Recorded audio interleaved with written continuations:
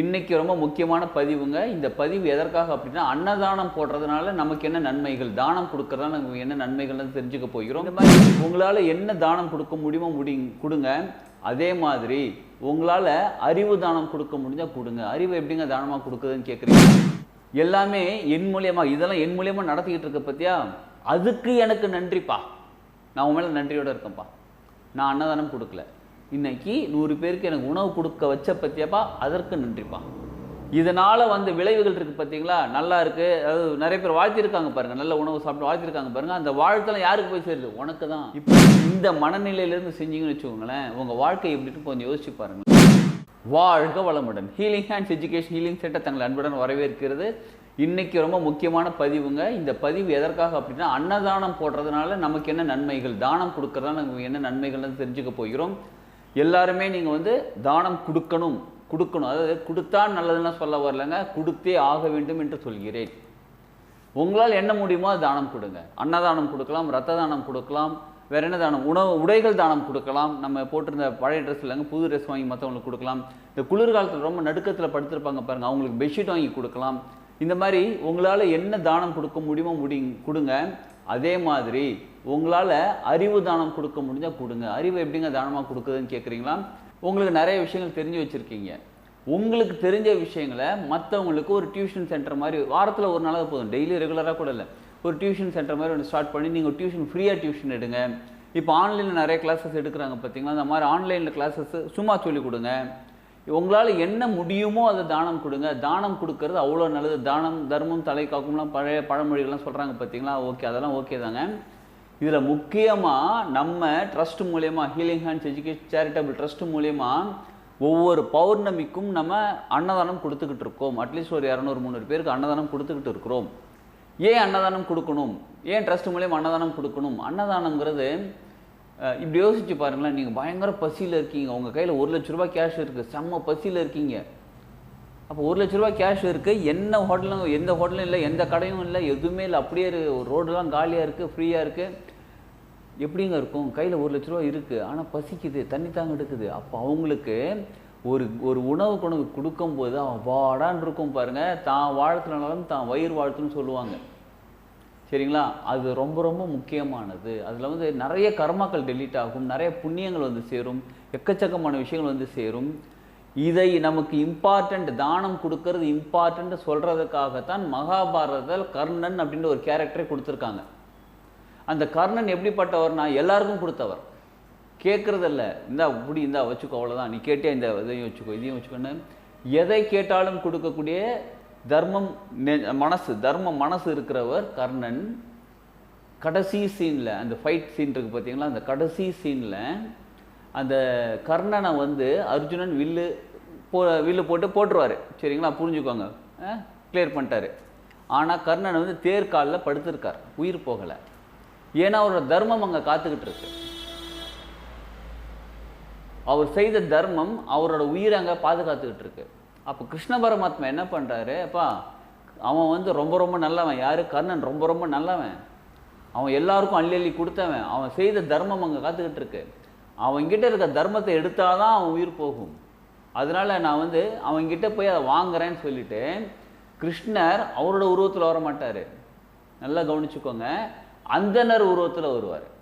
அந்த ஒரு போர்க்களத்தில் கர்ணன் இப்படி படுத்திருக்காரு, ஒரு அந்தனர் அங்கே வராரு. வந்து கர்ணன் என்ன திரும்ப சொல்லுவாருங்க, பா வந்திருக்கீங்க, யாரோ எங்கிட்ட கேட்குறீங்க, இதுவரையிலும் நீங்கள் எதை கேட்டாலும் கொடுப்பேன்ற மனசு இருந்துச்சு, அவங்ககிட்ட இருந்துச்சு. ஆனால் தடவை நான் அவங்ககிட்ட கேட்குறேன், என்கிட்ட இருக்கிறத கேளுங்க, கொடுக்குறேன். ஏன்னா கடைசி நேரத்தில் கர்ணன் வந்து இல்லைன்னு சொல்லிட்டானேன்னு சொல்லக்கூடாது, அதனால் எங்கிட்ட இருக்கிறதா கேளுங்கன்னு சொல்லி அப்போ தான் கர்ணன் கேட்பார். அப்போ அதை கேட்டோன்னு கிருஷ்ணர் உருகிடுவார், என்னடா இவன் இவ்வளோ நல்லவனாக இருக்கானே, என்கிட்ட இருக்கிறத கேளுங்கன்னு சொல்கிறானேன்னு சொல்லிட்டு, நீ செய்த தர்மத்தையெல்லாம் கொடுன்னு சொல்லுவார். கர்ணன் அந்த நேரத்தில் யோசிக்க கூட மாட்டார், இமீடியட் நேரத்தில் நம்ம சொல்லுவார், நான் செய் தர்மம்னு சொல்லுவாருங்க. அந்த இடத்துல வார்த்தை தமிழில் வந்து இது சூப்பரான வினைத்தொகைன்னு சொல்லுவாங்க. என்னென்னா, இதை வந்து செய்கின்ற செய்ய போகின்ற மூணுத்தையும் செஞ்சு இவர் நீ செஞ்ச தர்மத்தை கொடுன்னா இவர் கேட்குறாரு. யார்? கிருஷ்ணன் கேட்குறாரு, அந்தனர் உருவத்தில் இருந்து. கர்ணன் என்ன திறமை பண்ணுறாரு, செய் தர்மம், நான் இதுவரை செஞ்ச தர்மம்லாம் கொடுக்குறேன்ல, இதையெல்லாம் கொடுக்கறதுனால அப்போ ஒரு தர்மம் உருவாகும்ல, அப்போ ஒரு விஷயம் உருவாகுதுல்ல, அதையும் சேர்த்து நான் இப்போ கொடுக்குறோன்னு கிருஷ்ணருக்கு உரிக்கிறார். அவ்வளோதான். உருகி என்ன திறமை பண்ணுறாரு, தன்னுடைய சுயரூபத்தை காமிக்கிறாரு. அவ்வளோ பெரிய உருவத்தை காமிக்கிறார். அதுக்கப்புறமா இதுலேருந்து நம்ம தெரிஞ்சிக்க வேண்டிய விஷயம், அதாவது அது நடந்துச்சா இல்லைன்னா ஆராய்ச்சி பண்ண வேணாங்க. இதுலேருந்து நம்ம புரிஞ்சிக்க வேண்டியது என்ன தெரியுங்களா, கொடுக்கணும்னு நினச்சா கடவுளே நமக்கு ஹெல்ப் பண்ண ஆரம்பிச்சிருவார். அங்கே கிருஷ்ணர் வந்து எதற்காக தர்மத்தை திரும்ப அவர்கிட்ட வாங்குறாரு கர்ணன் கிட்ட, கர்ணனை சொர்க்கத்துக்கு, அதாவது பிறவியிலா பெருவாழ்வு அடைவதற்காக. ஏன்னா இவ்வளோ தர்மம் செஞ்ச ஒரு நல்ல மனிதர் அடுத்த பிறவின் எடுத்தால் மறுபடியும் நல்ல ஒரு பொசிஷனில் வந்து நல்ல மனிதராக வாழ்ந்து, ஆனால் அந்த நேரத்தில் அந்த நிலையில் இருக்கும்போது மறுபடியும் இவன் நல்லவனாகவே இருப்பானன்னு கன்ஃபார்மாக சொல்ல முடியாது.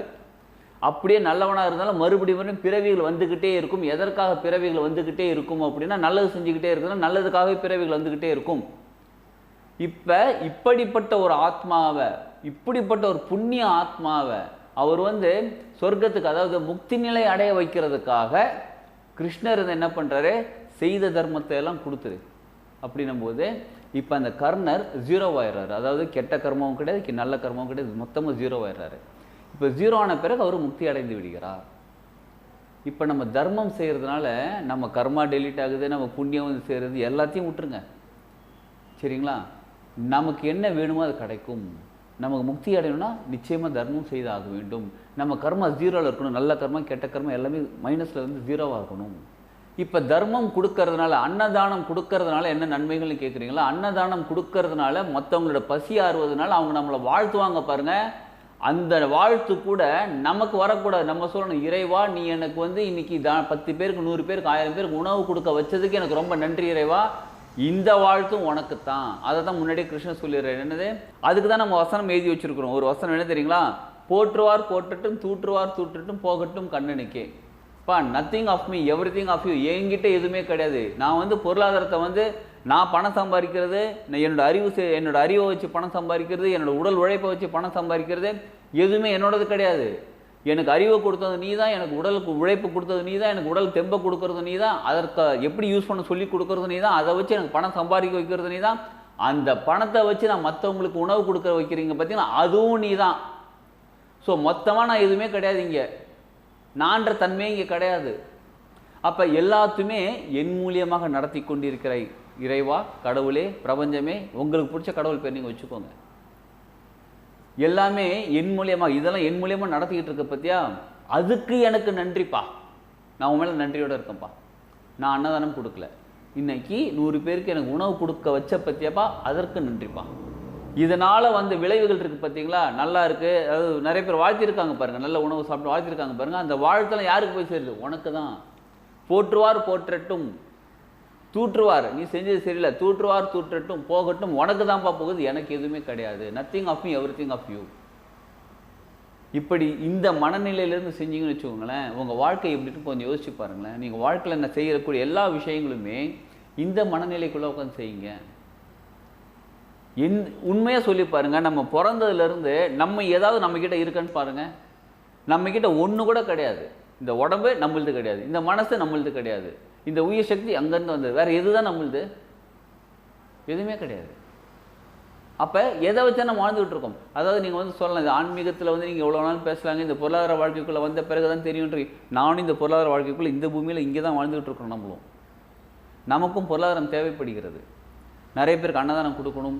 இதில் வேற நம்ம டீம் மெம்பர்ஸ் பாருங்கள், அன்னதானம் கொடுக்குறோன்னு சொன்னால் அவங்களால என்ன முடியுமோ அள்ளி அள்ளி கொடுக்குறாங்க. அள்ளி அள்ளி கொடுக்குறத நம்ம இந்த தடவை அன்னதானத்துக்கு எவ்வளோ கொடுக்க முடியுமோ அந்த அமௌண்ட் செலவாகுதுங்களா, ஓகே, அதெல்லாம் முடிச்சு பேலன்ஸ் அமௌண்ட்டை இங்கே போகராய்கிட்ட வச்சுருக்கோம். திடீர்னு நமக்கு தோணும், இன்றைக்கி ஒரு 10 பேருக்கு அன்னதானம் கொடுக்கணும், இன்றைக்கி ஒரு 5 பேருக்கு அன்னதானம் கொடுக்கணும், யாரோ ஒருத்தங்க 2 பேர் பசியில் இருக்காங்க, அவங்களுக்கு போய் அன்னதானம் கொடுக்கணும்னு தோணும். உடனே அந்த அமௌண்ட் எடுத்துகிட்டு போய் ஃபுட்டு ஹோட்டலில் போய் வாங்கிட்டு போய் கொடுத்துட்றது. இந்த மாதிரி தான் பண்ணிக்கிட்டு இருக்கோம்.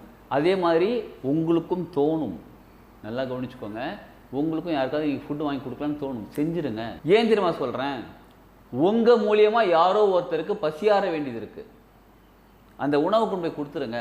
நீங்கள் எந்த ஒரு எதிர்பார்ப்பையுமே வைக்காதீங்க. அன்னதானம் கொடுத்தா புண்ணியம் வந்து சேரும், அன்னதானம் கொடுத்தா எனக்கு நல்லது, அன்னதானம் கொடுத்தா எனக்கு கர்மா டெலீட் ஆகும்னா எந்த ஒரு தாட் ப்ராசஸும் வைக்காதீங்க.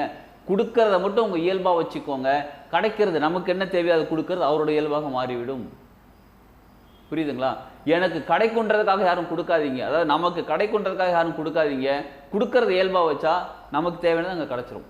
இதுதாங்க தானம் செய்கிறதோட ஒரு பெரிய ஸ்பெஷலே. நம்ம எவ்ரி பௌர்ணமிக்கு கொடுக்குறோம். இதில் இன்னொரு விஷயம் கவனிங்க. அந்தனர் வேஷத்தில் கிருஷ்ணர் வரார். ஒரு ஏழையாக கிருஷ்ணர் வந்து தியானம் கேட்குறார். இப்போ நம்ம உணவு கொடுக்குறோம் பாருங்கள், ஒரு ஏழைக்கும் பார்த்து யாருக்கு உணவு வேணுமோ பார்த்து கொடுக்குறோம் பாருங்கள். அந்த உணவு யாருக்கு போய் சேருதுன்னு கேட்டால் இறைநிலைக்கு கொண்டு போய் சேர்க்குறோம். நமக்கே தெரியாது எப்படி ஒரு இறைநிலை அங்கே அந்தனராக வந்து அங்கே வாங்கினாரோ. நம்ம கொடுக்கணும்னு நினச்ச பிறகு நம்மக்கிட்ட அந்த இறைநிலையை ஒரு ஏழை உருவத்தில் வந்து கூட நம்மக்கிட்ட வாங்கலாங்க. நம்மளுடைய கர்மாக்கெல்லாம் டெலீட் பண்ணுறாங்க. எது வேணாலும் நடக்குங்க. அது எப்படிங்க ஒரு ஏழை? இந்த கதையெல்லாம் வேணாம், யோசிக்கவே யோசிக்காதீங்க, ஆராய்ச்சியே பண்ணாதீங்க, செய்யுங்களேன், செஞ்சு தான் பாருங்களேன்.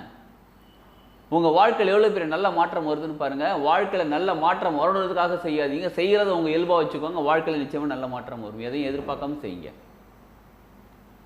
சரிங்களா? அப்போ நம்ம மாதம் அன்னதானம் கொடுத்துக்கிட்டு இருக்கோம். நம்ம என்ன சொல்கிறது, நம்ம டீம் கிட்ட என்ன சொல்லுவோம் அப்படின்னா, நீங்கள் யாராவது உங்கள் ஊரில் நீங்கள் அன்னதானம் கொடுக்கணும்னு நீங்கள் நினச்சிங்கன்னா இன்ஃபார்ம் பண்ணுங்கள், முன்னாடியே சொல்லிவிடுங்க. நம்ம அதற்கான ஃபண்ட் வந்து ரைஸ் பண்ணி நம்ம டீம் கிட்ட மற்றவங்ககிட்ட கேட்டு வாங்கி அதற்கான செலவும் நம்ம கொடுத்துடலாம். நீங்கள் எவ்வளோ பேருக்கானாலும் உணவு கொடுங்க, அது உங்களுடைய விருப்பம், சரிங்களா? அதனால் நீங்கள் செய்யுங்க. செய்கிறத நீங்கள் சொல்லிட்டீங்கன்னா முன்னாடியே நம்ம அரேஞ்ச் பண்ணிடலாம். அதே மாதிரி இப்போ யூடியூப் பார்த்துட்டு இருக்கீங்க பாருங்கள், உங்களுக்கும் உங்கள் ஊரில் பௌர்ணமிக்கோ இல்லை அமாவாசைக்கோ இல்லை அன்னதானம் கொடுக்கணும் வேண்டிக்கோ அது அன்னதானம் கொடுக்கணும்னு நீங்கள் தோணுச்சு அப்படின்னா நீங்கள் இந்த நம்பருக்கு காண்டாக்ட் பண்ணுங்கள். காண்டாக்ட் பண்ண இந்த மாதிரி அன்னதானம் கொடுக்கணும்னு நினைக்கிறேன், பட் ஆனால் அந்த அளவுக்கு எங்கிட்ட ஃபண்டு இல்லை, நீங்கள் ஏதாவது ஹெல்ப் பண்ண முடியுமா, ட்ரஸ்ட் மூலியமானு கேளுங்க. நிச்சயமாக நம்ம ஃபண்ட் ரைஸ் பண்ணி உங்களுக்கு கொடுத்து நீங்கள் உங்கள் கையால் அன்னதானம் கொடுங்க. நீங்கள் அவ்வளோ நல்லது நடக்குங்க. அன்னதானம் கொடுக்கறதுக்கு பணம்லாம் வந்து யோசிக்கவே வேணாங்க, கிடச்சிரும். நீங்கள் நினைங்க கிடைக்கும். இப்போ இன்றைக்கி ஒரு 50 பேர் கொடுக்கணும்ப்பா, இன்றைக்கி ஒரு 10 பேர் கொடுக்கணும்ப்பா, எவ்வளோ பேர் வேணாலும் வச்சுக்கோங்க. இன்றைக்கி கொடுக்கணும்னு நீங்கள் நினைங்க, கிடச்சிரும். அது கிடைக்கும். அது கிடச்சிக்கிட்டு தான் இருக்குது. நம்மளோட எக்ஸ்பீரியன்ஸில் சொல்கிறேன், ஓன் எக்ஸ்பீரியன்ஸில் சொல்கிறேன், கிடச்சிக்கிட்டு தான் இருக்குது. அதனால் அன்னதானம் அவ்வளோ ரொம்ப நல்லதுங்க கொடுக்குறது, சரிங்களா? இதை ஃபாலோ பண்ணுங்கள்.